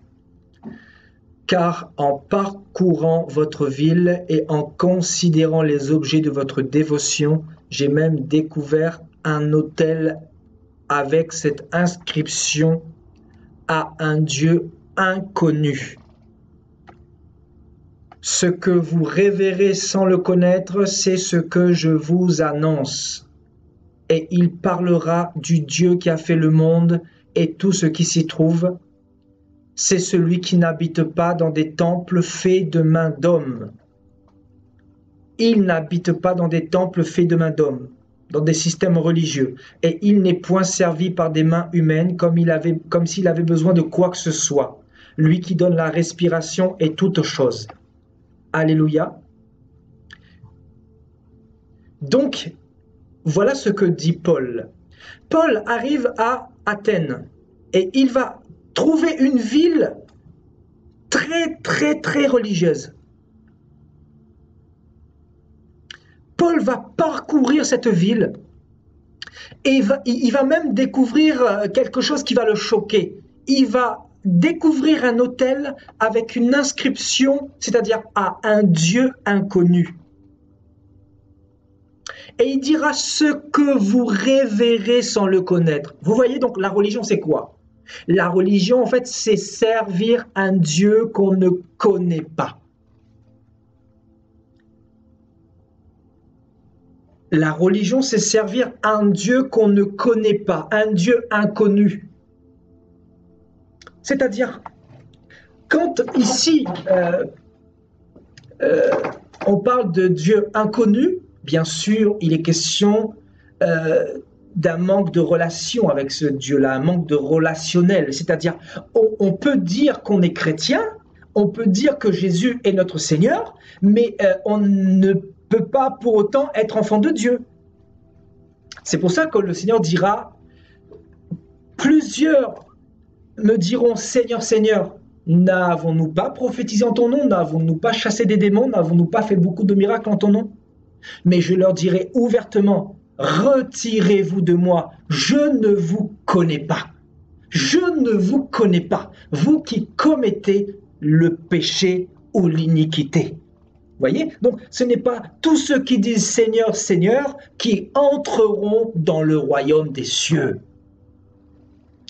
C'est-à-dire, tu peux avoir le nom de Jésus dans ta bouche, dans ta vie, dans tes entreprises, mais ce n'est pas pour autant que tu es un élu ou un enfant de Dieu. Qu'est-ce qui atteste que tu es un élu? Ce qui atteste que tu es un élu, c'est que tu es en relation avec le Seigneur. Bien sûr, en relation à travers ta vie de tous les jours, à travers ta vie d'obéissance, à travers une vie de piété, à travers une vie d'obéissance, à travers une vie de sanctification, à travers une vie de pureté.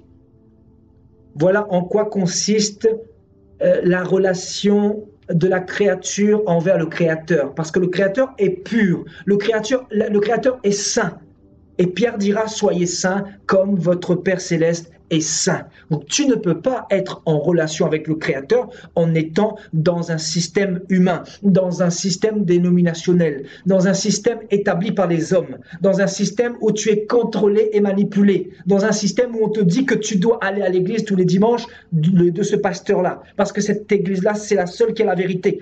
Tu ne peux pas être en relation avec le Seigneur dans ces conditions-là, c'est impossible. Et c'est pour ça que Paul dira, voilà, il va constater qu'à Athènes, il y avait un autel avec un dieu, avec une inscription qui était à un dieu inconnu. C'est-à-dire, Athènes pouvait prêcher Jésus. Hein. Ils pouvaient prêcher Jésus. Mais ce n'était pas pour autant qu'ils étaient en relation avec Jésus. Aïe, aïe, aïe, aïe, aïe. Donc, vous comprenez? C'est pour ça que la Bible dit à un Dieu inconnu. Donc, Dieu inconnu est égal en manque de relation. C'est-à-dire, il y a beaucoup de chrétiens aujourd'hui qui ont Jésus dans leur vie, qui ont Jésus dans leur cœur, qui ont Jésus dans leur bouche. Ils chantent Jésus tous les dimanches. Mais il y a un autel dans leur vie sur lequel il est écrit à un Dieu inconnu. C'est-à-dire, tu loues, tu pries un Dieu que tu ne connais pas. Parce que si tu pries un Dieu que tu connais, tu vas honorer ce Dieu. Tu vas faire comme ce Dieu-là t'a demandé de faire. Aïe, aïe, aïe, aïe. Alléluia. Donc celui qui est en relation, parce que le Seigneur a dit quoi? Tout disciple accompli sera comme son maître. Donc nous devons être comme le maître. Et le maître est saint. Le maître est amour. Le maître est justice. Le maître est paix. Donc si toi tes fruits sont différents de ce maître-là, dans ton cœur il y a un autel effectivement. Et sur cet autel il est inscrit à un Dieu inconnu. Bien que tu prêches Jésus dans ta bouche. Et c'est le cas de beaucoup de chrétiens. Et c'est pour ça que le Seigneur dira quoi? Le Seigneur dira quoi? Mon peuple m'honore des lèvres, mais son cœur est éloigné de moi. Mon peuple m'honore des lèvres, mais son cœur est éloigné de moi. C'est en vain qu'il m'honore. C'est en vain qu'il m'honore. Il chante dans le vide, parce qu'il n'y a pas de relation. Les chants, les prières, les louanges ne montent pas. Alléluia. Vous voyez? C'est terrible quand même. Hein? C'est quand même terrible. Hein? Et voilà, donc la religion, c'est servir un Dieu qu'on ne connaît pas. Donc, un Dieu qu'on ne connaît pas, c'est un Dieu avec qui on n'a pas de relation. C'est un Dieu, voilà, on sert un Dieu parce qu'on a besoin de servir un Dieu, parce qu'on est mauvais, on est pécheur, et on a besoin d'avoir la conscience allégée. Vous comprenez? C'est ça. Ah oui. C'est pour ça que le monde se retrouve dans l'hypocrisie à ce point. Oui, les gens servent un Dieu inconnu. Donc, on va le noter au tableau, hein, d'accord? Et on va relever le deuxième point dans un instant.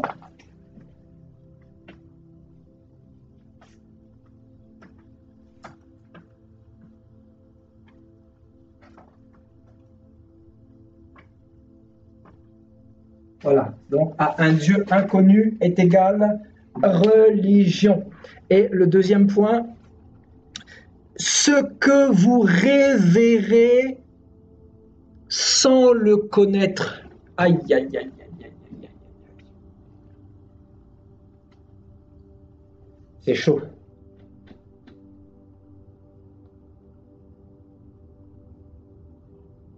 C'est chaud. Qu'est-ce que le Seigneur nous donne comme enseignement là ce soir? Ça fait du bien. Ce que vous révérez sans le connaître. Quand on révère quelqu'un, on adore quelqu'un. C'est-à-dire, tu adores un Dieu que tu ne connais pas.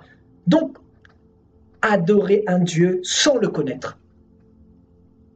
Et ça, c'est terrible. C'est terrible.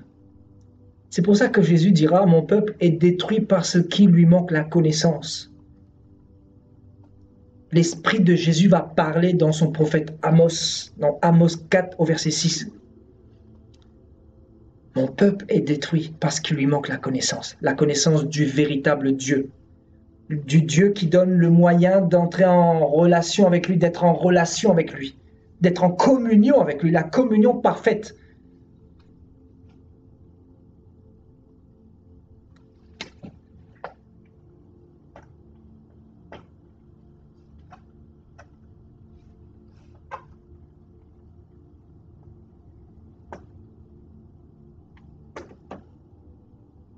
Voilà, donc en fait, du coup, là, voilà, c'est le vrai Dieu avec un grand D. Hein, voilà, donc ici, un Dieu inconnu, hein, un petit D, et ici, on mettra un grand D parce qu'on révère sans connaître Dieu, sans connaître le véritable, vous voyez, sans connaître le vrai. Parce que c'est le vrai avec qui nous devons être en relation. Ce n'est pas le faux Dieu. Vous comprenez? Qu'est-ce qu'on a à fiche des faux dieux, des autres dieux? Quel rapport avons-nous avec eux? C'est avec le véritable Dieu que nous devons être en relation pour être restaurés, pour le retrouver pour l'éternité, pour être de nouveau dans la communion avec lui, cette communion que nous avons perdue depuis Genèse 3.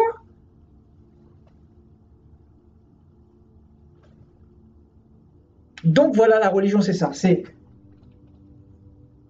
adorer un Dieu inconnu, révérer un Dieu qu'on ne connaît pas également. Vous voyez, c'est ça la religion.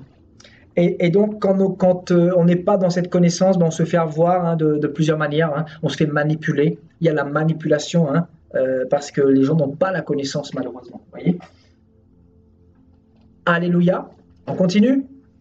Voilà, on continue. On va partir dans Matthieu 15. Hein.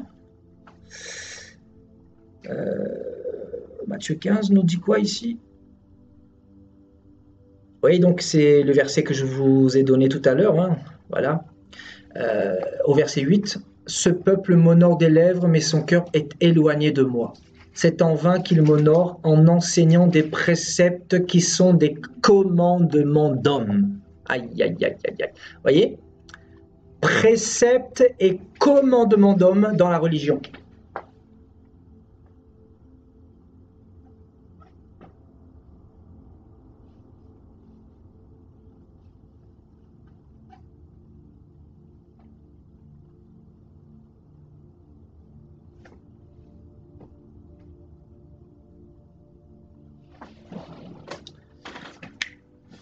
Voilà, c'est quoi la religion? C'est-à-dire, c'est un système où c'est un système dans lequel il n'y a pas la vraie parole de Dieu. Mais c'est un système dans lequel il y a des préceptes humains, voyez, et des commandements d'hommes. C'est-à-dire, les hommes te commandent, les hommes te disent ce que tu dois faire. Je crois qu'une sœur tout à l'heure, j'ai lu brièvement le message, elle disait quoi? Elle disait que son pasteur lui disait qu'il fallait qu'elle parte à l'église les dimanches pour remettre le compteur à zéro, c'est ça? Le compteur à zéro? Non mais waouh! Mais c'est terrible! Oh. Ah ouais, mais c'est terrible, hein? Je vous dis, hein, je vous assure, c'est terrible. Voilà, y a une sœur qui dit on va dimanche à l'église et on sort sans rien comprendre de ce que le pasteur a prêché. C'est exactement ça, hein, je rejoins parfaitement ce que dit une sœur. Exactement. C'est-à-dire, on remet ton compteur à zéro. Waouh! Ah ben, de toute façon, j'aurais tout entendu. Hein, j'aurais vraiment tout entendu. Et c'est pas étonnant, parce que les hommes sont devenus tellement fous aujourd'hui qui entendent des choses qui sont vraiment traumatisantes. Mais c'est normal parce qu'ils sont tellement enivrés et donc voilà, pour ne pas perdre les fidèles, ben, ils vont mettre des systèmes en place pour recueillir le maximum d'argent parce que ce qui les intéresse, comme vous le savez, c'est l'argent. Ce n'est pas vos âmes. Alléluia, ce n'est pas vos âmes. Eh oui, eh oui, eh oui. Et donc, peut-être voir un dernier verset ensemble et on va se laisser. Alléluia. Demain, on va étudier sur l'œcuménisme. C'est très important. Nous allons encore une fois partir dans les Saintes Écritures et on va découvrir beaucoup de choses encore. Alléluia. Voilà, donc allons dans... on nous dit quoi dans Genèse 3? Regardez. C'est un thème que j'avais déjà donné dans le passé, hein, la ceinture de la vérité. Voilà, je vais brièvement parler de cette ceinture-là. Hein. On nous dit Adam et Ève s'enfirent des ceintures de ces feuilles de figuier là. Ouais, donc ils s'enfirent des ceintures. Et regardez dans Éphésiens 6, ce qu'on nous dit ici, on nous parle de la ceinture de la vérité. Vous voyez, donc ayez Voilà, tenez donc ferme, ayez à vos reins la ceinture pour vérité. Donc en fait, on comprend que Adam et Ève avaient aussi perdu la vérité ici. Donc ils ont mis des ceintures de la religion, c'est-à-dire les ceintures de la religion, c'est bien sûr les ceintures du mensonge et aussi ces ceintures-là représentent quoi? Ben, ce que nous avons mis au tableau, les préceptes, les commandements d'hommes, vous voyez? C'est ça. Donc, voilà, les méthodes humaines, voilà, le fait de s'appuyer sur des hommes, sur des systèmes d'hommes, etc. C'est ça, en fait, les ceintures. Et le Seigneur nous dit que, voilà, ayez à vos reins la vérité pour ceinture. La vérité, c'est qui? Bah, c'est Christ, n'est-ce pas? C'est Christ. Donc, aujourd'hui, nous sommes revêtus de Christ. La Bible nous dit d'ailleurs hein, que nous sommes revêtus de Christ. Alléluia, nous allons le voir dans quelques instants, mais avant d'aller dans ce passage-là, hein, je crois que c'est dans Galates chapitre 3. Alors, allons dans Apocalypse 1. Alléluia, merci Seigneur pour ta parole merveilleuse, merveilleuse, merveilleuse.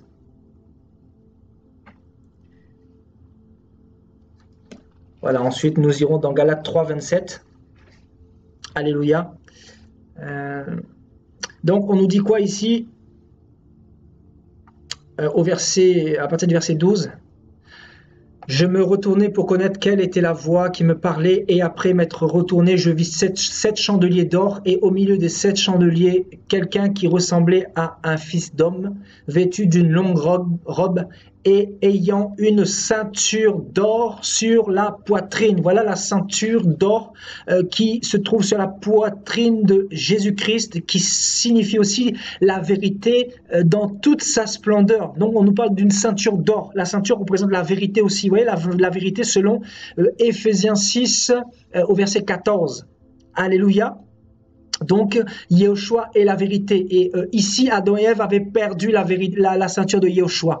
Donc, ils vont se couvrir de la ceinture de la religion. Voilà, des ceintures de la religion. Alléluia. Et allons maintenant dans Galates. On ira dans Galates chapitre 3 et au verset 27. Merci Seigneur.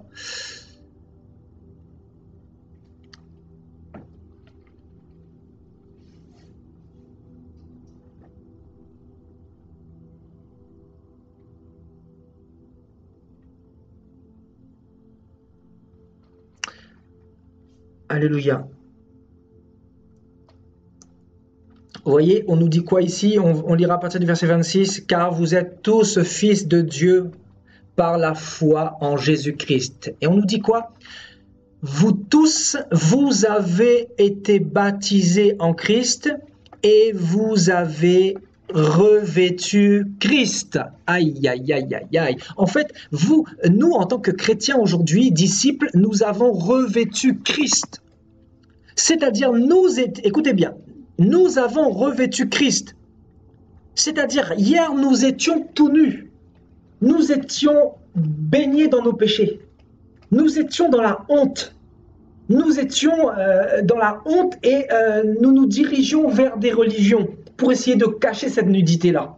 Vous savez comme qui? Comme Adam et Ève dans Genèse 3. Vous voyez? On nous dit quoi? Ils ont perdu le revêtement de Christ en fait. En fait, là-bas, ils ont perdu quelque chose. Satan leur a volé ce revêtement-là. Ce revêtement représente quoi? La gloire de Dieu, la vérité de Dieu.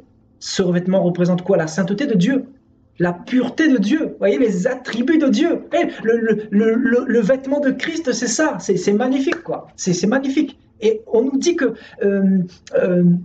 le Seigneur va tuer un animal un peu plus loin dans le chapitre 3.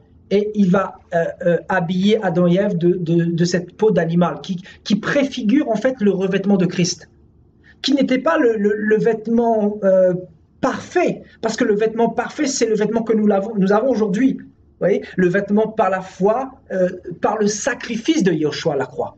Parce que sans le sacrifice, il ne peut pas y avoir expiation de péché. Alléluia.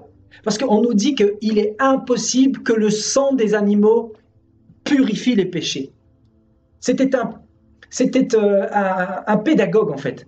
C'était pour annoncer la venue de l'agneau immolé qui allait être tué pour toute l'humanité.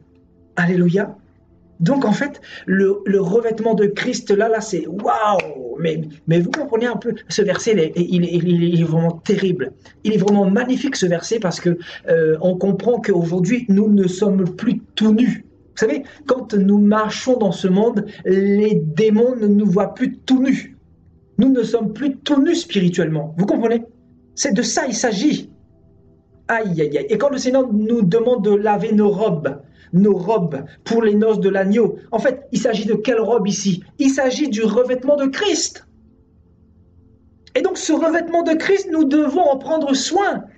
C'est-à-dire, nous devons purifier cette robe-là. Et comment purifier cette robe-là ou ce revêtement de Christ? Bien sûr, c'est en ayant une vie de sainteté, une vie de sanctification, une vie de purification, une vie qui honore Dieu, une vie dans la piété de Dieu. Aïe, aïe, aïe, aïe, aïe, aïe. C'est magnifique, magnifique la parole du Seigneur. Vous voyez donc, Galates au chapitre 3 et au verset 27 nous dit, nous les disciples, nous avons été baptisés et nous avons revêtu Christ.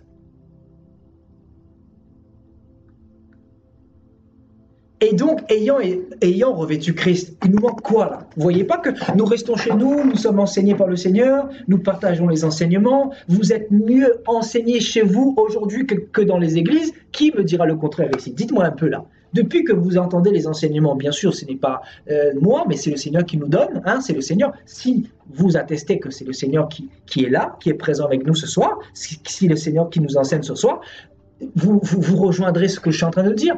Est-ce que chez vous, vous n'êtes pas mieux enseigné que dans les églises que vous avez fréquentées depuis toutes vos années là? Depuis toutes ces années là? Dites-nous un peu là. Dites-nous un peu là. Après, je vais vous laisser l'antenne quelques instants, brièvement, parce que voilà, j'ai terminé un peu plus tôt ce soir, gloire à Dieu, il est 22h53, et je vais vous laisser l'antenne peut-être 15 minutes, et parce que demain, nous allons nous retrouver. Nous allons parler de l'œcuménisme. Alléluia. On va garder un petit peu d'énergie pour demain, parce que ce soir, nous avons déjà nous avons donné le message vraiment pour que vous puissiez comprendre, en fait, la naissance surtout de la religion œcuménique. Donc, quand on parle de religion, bien sûr, c'est le mélange de toutes les religions mondiales, et voilà, qui n'est pas de Dieu, tout simplement. Demain, nous allons parler sur l'œcuménisme. Nous allons vraiment aller en profondeur encore dans les Saintes Écritures, et nous verrons ce que c'est que l'œcuménisme. Alléluia. Ah ben, ouais, alléluia, gloire à Dieu. On nous dit, voilà, sans la sanctification, personne ne peut voir le Seigneur. Donc, et mieux concentré, alléluia, très vrai, exactement, alléluia, gloire à Dieu, alléluia. Mais même moi, mes frères et sœurs, je vais vous dire, même moi, je suis enseigné avec vous, hein. Je vous assure, je vous promets, hein. C'est pas un mensonge. Je suis enseigné avec vous. C'est-à-dire, je parle et Dieu nous enseigne. Et c'est magnifique. C'est magnifique parce que le Seigneur, il est bon. Il est bon et il nous donne vraiment la connaissance pour nous préparer. Il nous donne vraiment de comprendre sa parole. Et ça, c'est très important. C'est ça, être chrétien en même temps. C'est découvrir les paraboles du Seigneur pour pouvoir avoir une vie victorieuse dans notre marche chrétienne. Alléluia. Et on nous dit, il y a une sœur qui nous dit, alléluia, oui, pour attirer l'attention du pasteur, il faut être bien habillé et payer la dîme. Aïe, aïe, aïe. Ah ben ça, de toute façon, voilà, c'est ce que beaucoup ont mangé dans les églises pendant des années. Malheureusement, voilà ce qu'on a donné aux chrétiens à manger. Voilà, donnez votre dîme et vous serez bénis. C'est pour ça, frères et sœurs, il va y avoir un jugement terrible, il va y avoir des comptes terribles que le Seigneur va redemander à cette génération, hein. Ça va être vraiment terrible. Moi, j'aimerais pas être à leur place, en tout cas. Mais en tout cas, en âme et conscience, ils ont fait ce qu'ils ont fait. Donc, on les a pas forcés à prêcher ces choses-là. Donc, on ne pourra pas dire qu'ils n'étaient pas au courant, hein. Ils ont reçu la même Bible que nous et ils en ont fait ce qu'ils voulaient. Donc, voilà, la religion, malheureusement. Alléluia.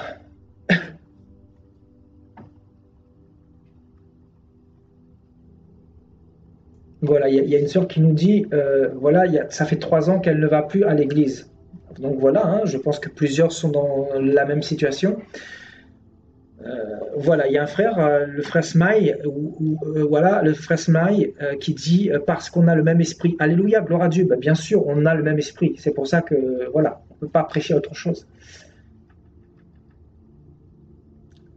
Voilà, il y a une sœur qui dit la parole qui est expliquée avec sagesse, alléluia, avec nos faiblesses bien sûr, parce que bon, ben, on n'est pas des grands discoureurs, hein, comme Paul dira, il n'avait pas la, la sagesse de la parole, il avait voilà, il n'avait pas la parole facile comme Moïse, tout simplement. Voilà, ce n'était pas des grands discoureurs dans l'éloquence, dans la rhétorique, tout ça, pour endormir le peuple.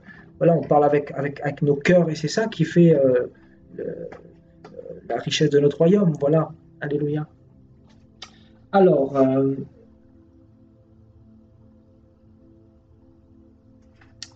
alléluia, je lis vos enseignements, enfin euh, je lis vos messages, alléluia. Alléluia, je vais vous laisser l'antenne dans quelques instants pour intervenir, alléluia.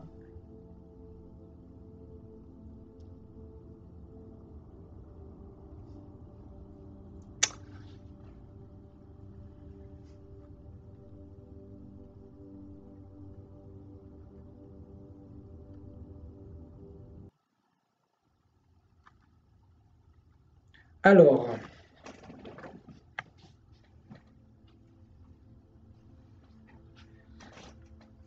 voilà, si quelqu'un n'a jamais appelé, ben, n'hésitez pas, hein. Je vous laisse l'antenne dans quelques instants si vous voulez.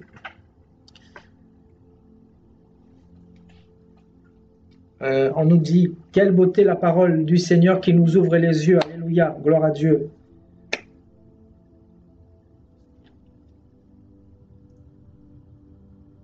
Alléluia, Myriam dit que voilà, elle adore l'enseignement du Seigneur qui lui fait comprendre exactement la parole. Merci Seigneur, alléluia.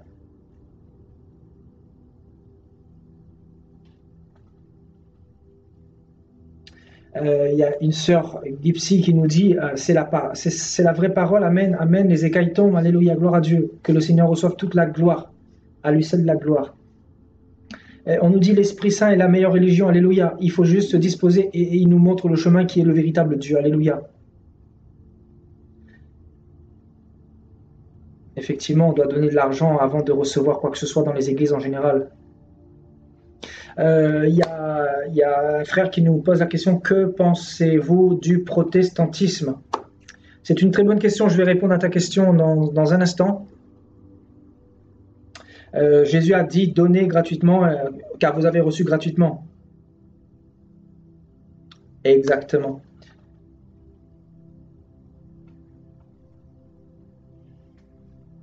Donc, qu'est-ce que je pense du protestantisme? Ben, bien sûr,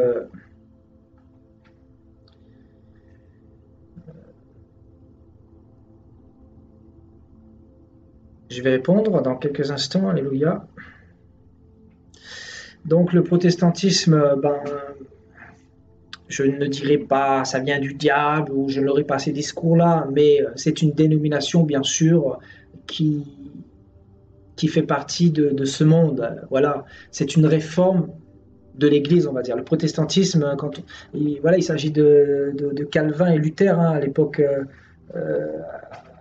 il y a 4-5 siècles en arrière, voilà, ils ont réformé par une nouvelle approche de la Bible, parce qu'avant, l'Église catholique a complètement retiré la Bible dans les mains des chrétiens, et donc lui, Luther,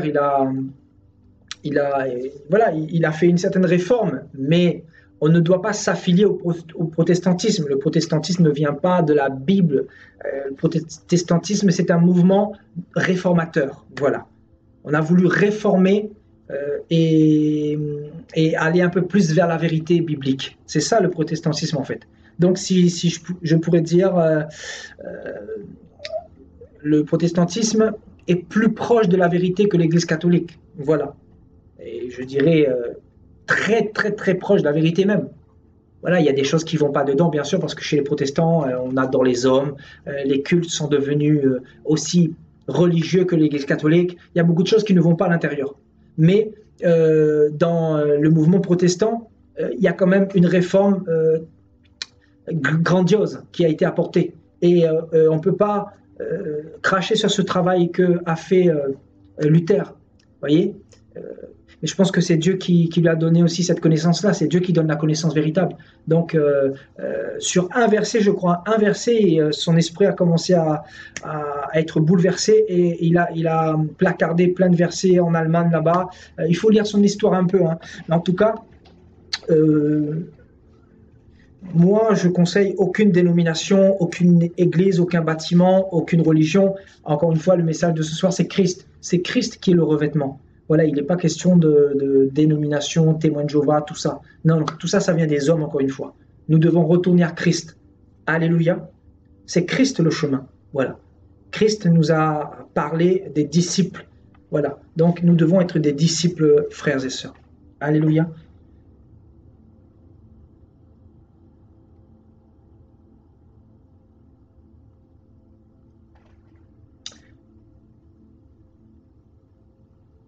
Alléluia. Béni soit notre frère Paul, Paul de la Côte d'Ivoire. Alléluia. La Côte d'Ivoire qui est très très malade. Hein. Notre frère va nous dire un peu ce qu'il en pense. Paul, qu'est-ce que tu en penses de la Côte d'Ivoire?